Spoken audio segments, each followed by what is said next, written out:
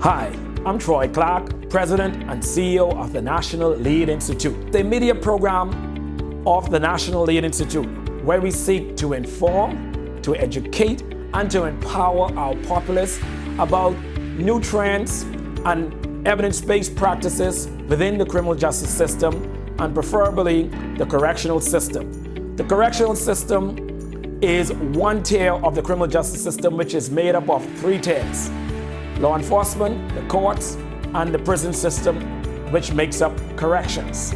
Our ultimate goal of this show is to help reduce recidivism rate at Bahamas Department of Correctional Services, also lower the crime rate on our streets in the Bahamas, as well as reduce the recidivism rate at BDOC.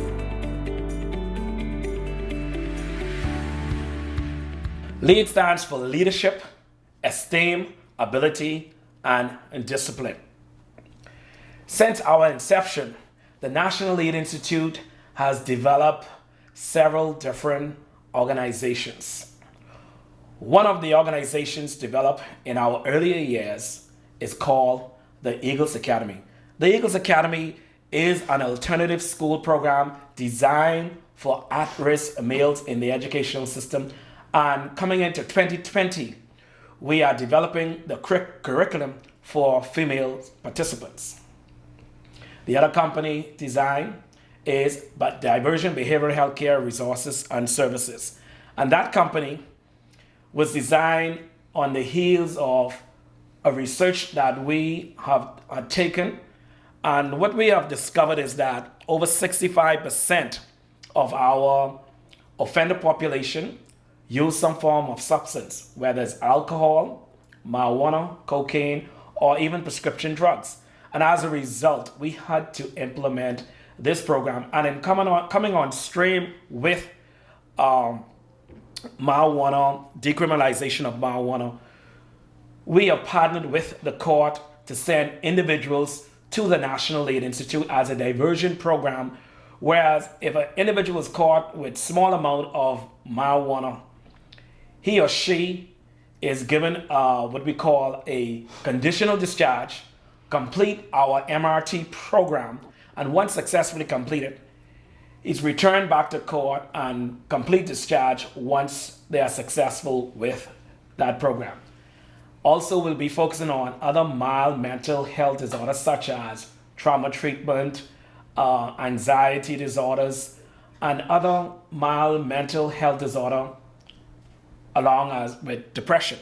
Anger management and, yes. and other domestic violence and other things like that. And as my beautiful wife here stated, and who's my lifelong partner in the vision of L.E.A.D, and she'll be talking more about the trauma treatment and the other related... And the cognitive behavior therapy treatment that we'll be providing. Yes.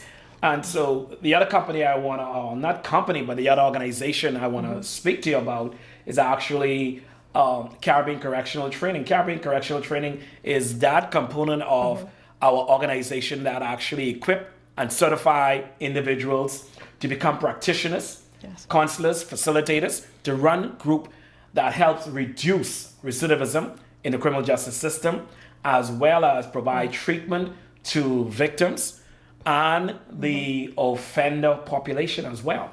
And let me interject. Yeah, because over the past, I think it was 5 years, right? We started the MRT training, facilitators training, that is.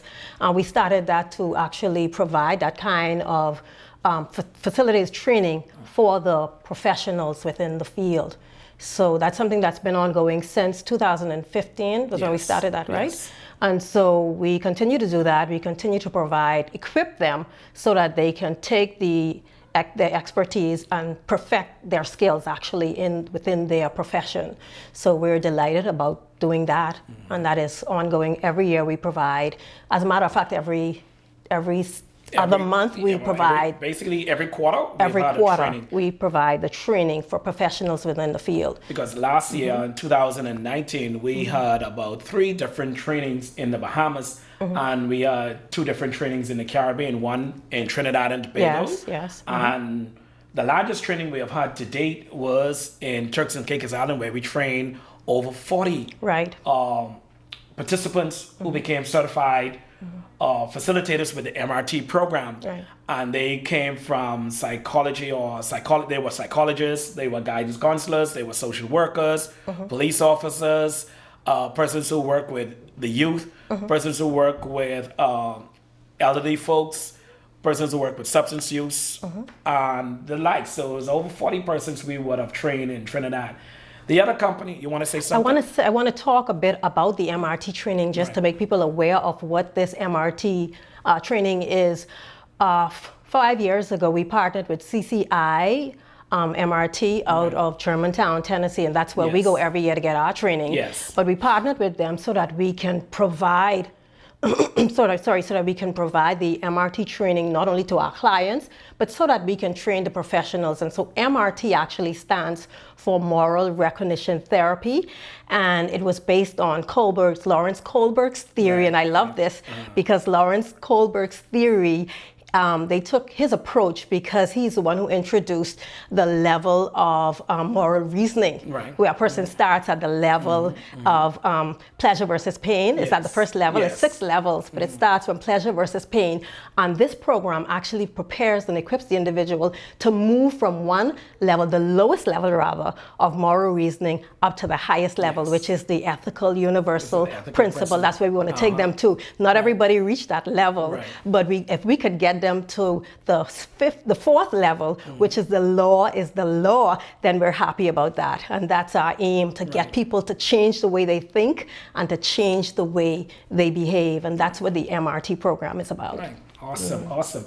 In addition to that, we have one of our major programs that we use the curriculum in, basically cross-board in all of our programs, and that is Project Reentry Caribbean. We have moved from Project Reentry Bahamas to Project Reentry Caribbean because we have become holistic, and where we provide services for inmates coming from the Caribbean, from North America, and being sent back home here to the Bahamas. And so we run a pre-release program in the prison where we use MRT-based programs for job readiness and the the anger management, and the trauma treatment. There's quite a bit. Basically that we use inside the prison, and we have seen tremendous success. We have had tremendous success with those programs. We have graduated more than, in the last 9 years, we have graduated more than, I would say, safe to say, more than 500 inmates from the program.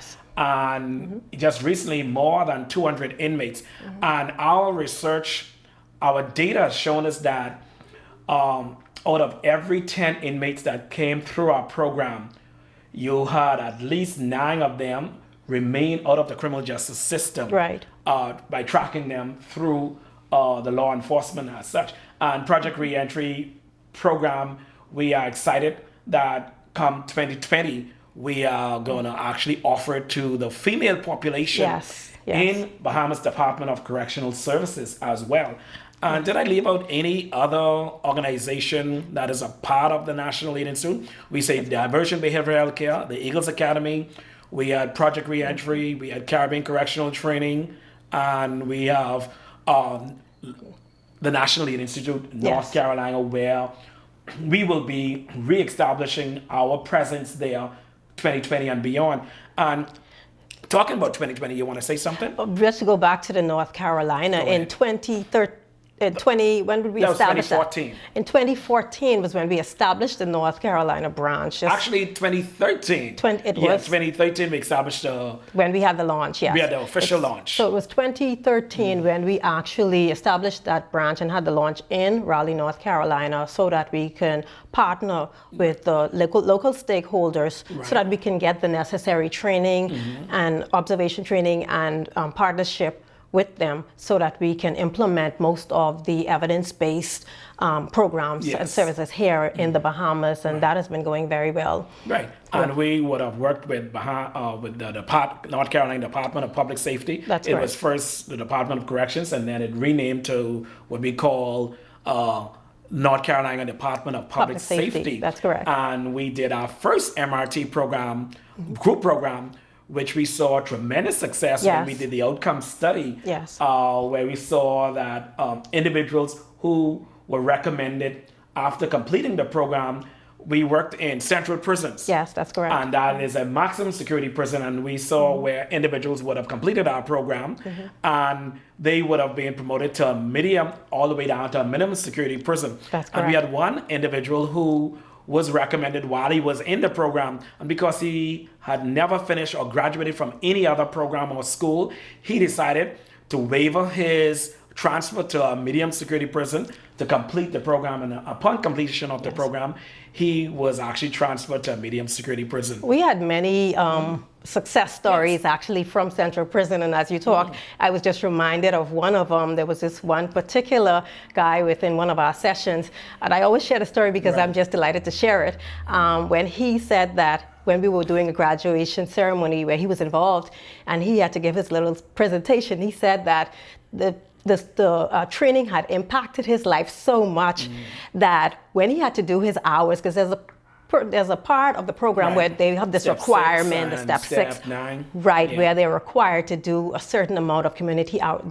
For them it was public service hours because they were incarcerated, but while they do their public service hours, he said that it impacted him so much that when he had to do his hours involved cleaning up the dorms and stuff in his area, and he said, because he had such great influence from doing it, the other inmates who were not involved in the program, they actually came on board and started cleaning. So he created this sense of pride, community pride within that he got all the other inmates around his area and his dorm to get on board and clean up. So not only did the program change the inmates that were involved in it, but it had a rippling effect that it also changed those that they were involved with all around. So for me, I was very excited about that.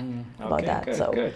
And so basically that gives us a nutshell of the National L.E.A.D Institute and the organizations that actually are subsidiaries, and these are licensed subsidiaries in the Commonwealth of the Bahamas and also in the state of North Carolina, because the National L.E.A.D Institute since 2010 was registered in the state of North Carolina. That's right. In addition to, in 2013, we would have received our what we call it, 501c3 tax exempt status in the state of North Carolina. And coming into 2020, we are so excited for our theme being 2020, the year of restoration. Reigniting passion, potential, and purpose. And the reason why we came up with this theme for this year is because we don't want to just reignite the passion for inmates or the offender population, but we want to reignite the passion for those who want to help those who are entering the criminal justice system, helping them to transition through the criminal justice system to come out successfully and reintegrate back into their various communities, whether they come in from juvenile detention facilities or adult or any other form of community residential facilities. We want to see these individuals become successful utilizing our evidence-based research-driven programs and services. And we can sit here all day and talk about the numerous success stories, but time wouldn't allow us to do that. And before we end though, because I want to also, I don't think you covered it about the reintegration of those inmates that are in the United States transitioning back to the Bahamas. And that is one of the things that will come further on stream. I know we started it in 2014 or 15, where you met with several inmates there in the federal prison. This was in Butner. That's correct. Butner, right outside of Durham, North Carolina. And it's the same prison where on the other side of the prison, we were told this where one of our major notorious drug dealers who were sentenced, they are extradited from the Bahamas, were staying at that facility. And so we had the opportunity to meet with Bahamian inmates. And our goal, the vision that was given to us, is actually to assist helping Caribbean inmates. And so this year we'll be more strategic in meeting with Caribbean governments so that we can set a relationship with them to assist them to help reintegrate their inmates back into their various community. And you ask, how do we do the work that we do? We do the work through donors such as Templeton Foundation, Life Equity Foundation, Royal Bank of Canada, Commonwealth Bank, Providence Law. We have Cable Bahamas Foundation, and the list goes on and on. And also the general public. And we had a major donation from Bahamas Harvest Church. You can't leave that out. That's right. Okay, and they donated to us on several different occasions. And they assisted us in bringing our new facility almost up to date, and we will be completing that facility sometime this year.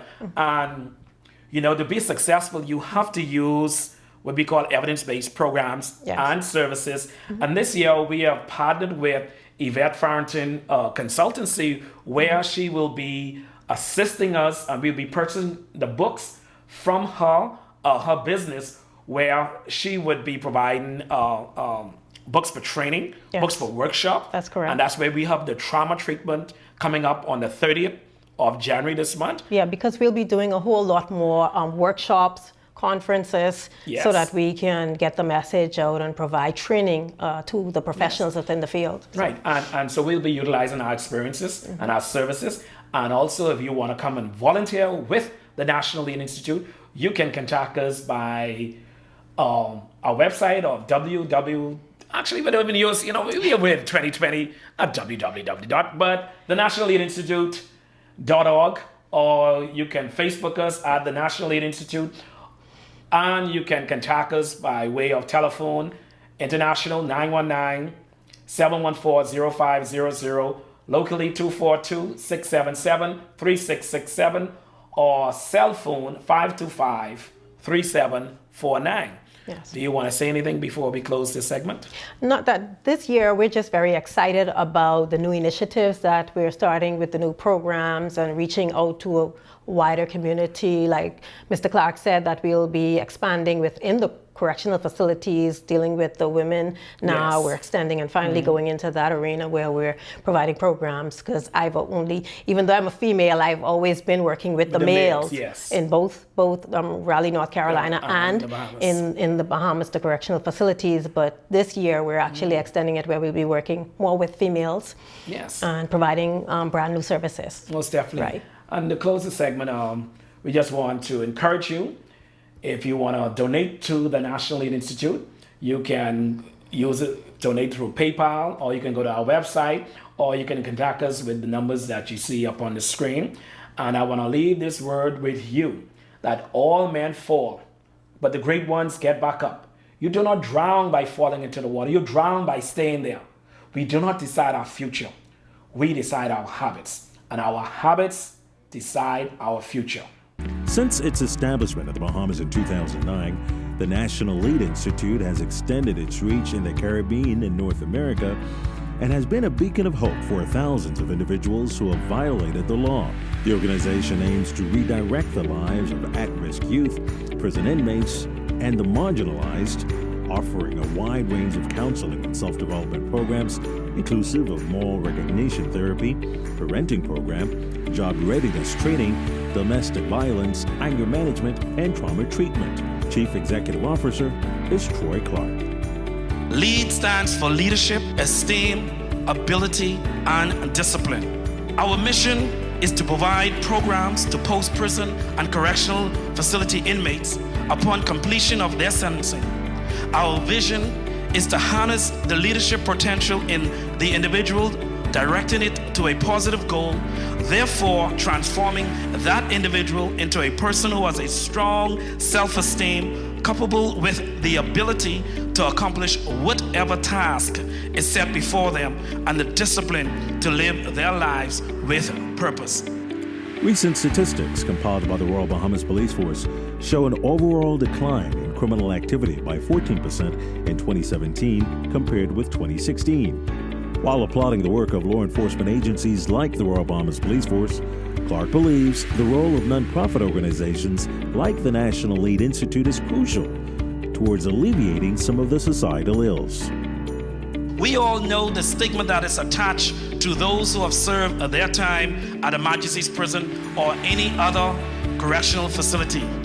What we are asking is a change of mindset in our community to accept those who have fallen on the wayside, to help them get back up so that they will be able to re-enter their community effectively and productively.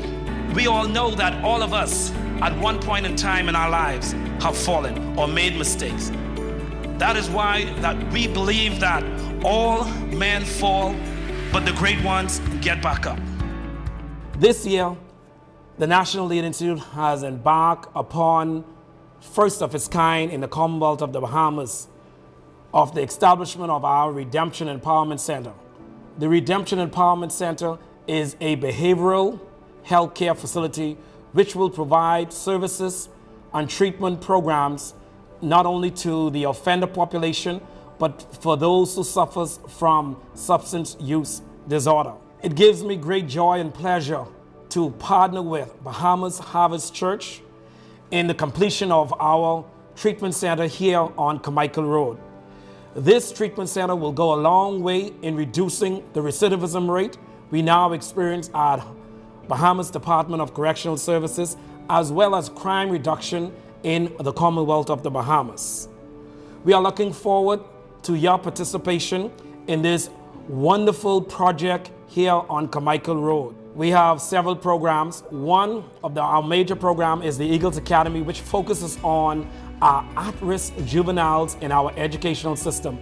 Since the establishment of the Eagles Academy, we have seen a drop in individuals returning into the criminal justice system or before the juvenile panel, as well as our substance abuse program. Research have shown us that all of our graduates who have come through the substance abuse program, which is called Moral Recognition Therapy, MRT, none of the graduates in 2016 or 2017 have returned into the criminal justice system. But those who have dropped out of the program, we have noticed a spike in their activities in the criminal justice system. So we believe that our programs, which are evidence-based in nature, research-driven, will go a long way in curtailing the crime we see here in our Bahamas.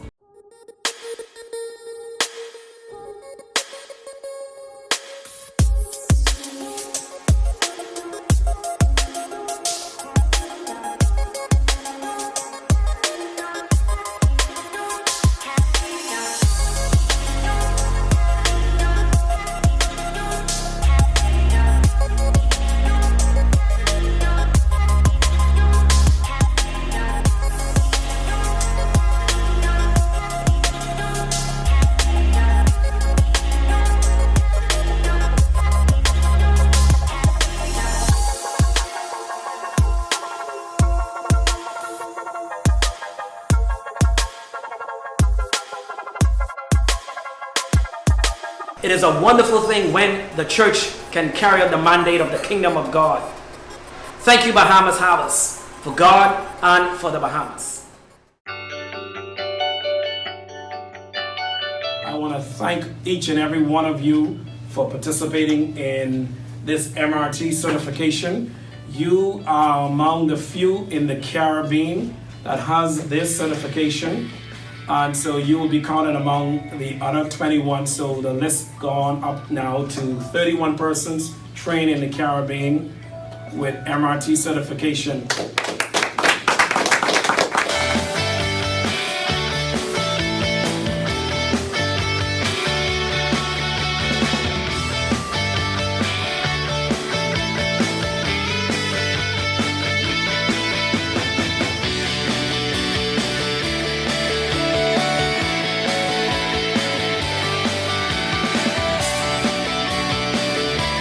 My name is Dr. Sean Hannity. I'm a psychiatrist and a licensed clinical addiction specialist and a certified clinical supervisor and a master addiction counselor. I work at Rafa Healthcare Services in North Carolina, and we deal with mentally ill and the addicted populations, especially during this opioid epidemic, and we also do primary care services. My biggest take home from this course was the fact that we have a therapy that really works, MRT really works, that it is going to be extremely useful for implementation in the groups that we do at our facility, and especially among the population who are repeat offenders and also those who are having issues with continuous relapse of their substance use disorders.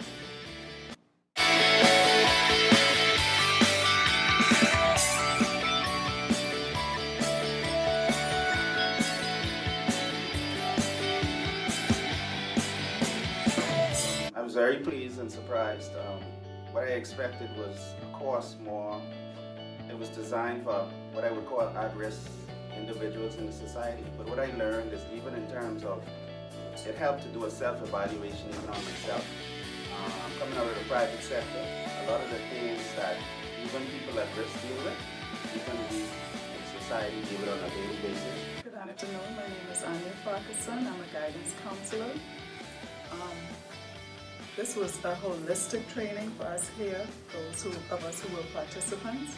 I learned about a disorder called antisocial personality disorder, and I see a connection, being a primary school guidance counselor, with a lot of the behaviors that many of my colleagues, I could say colleagues now from the prison system, we can see those precursors in the primary school with some of the behaviors we're seeing displayed with our clients. And I found that very interesting, that I can see a connection between them as young, as some of them misbehaving at kindergarten level, and I learned through MRT that they can be stuck in a manipulation phase that is the only way that they realize they can get their needs met, and learning how to combat that with all of the material that we learned in the sessions. I think that it can be utilized, and I can adapt it to cater to some of my clients at the primary school level. One of the points that stood out with me was how as a child, certain behaviors are carried into your adulthood if it's not checked, and it is very important for us not to allow certain behaviors to find itself into adulthood, and I thought that was very insightful.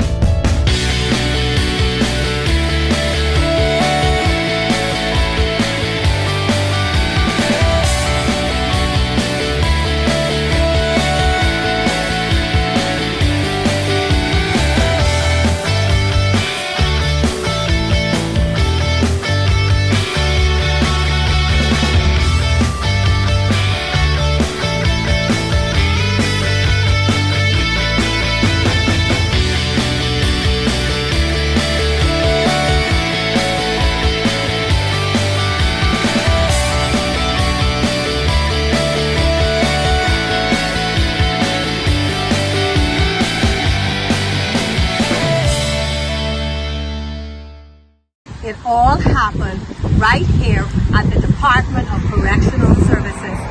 The National L.E.A.D Institute 11 years ago started our programs and services here at the Institute so that we can provide services to the inmates that are housed here and for those that are transitioning back into the community. To make this possible, we receive donations from corporate partners, from local donors, from local stakeholders, and we are so grateful because without you, this would not be possible. We want to invite those that have never ever pledged or donated to the National Lead Institute to take on this new initiative, become a partner so that together we can help to rehabilitate the inmates that come into the prison so that when they leave this place, they can become productive citizens in our community.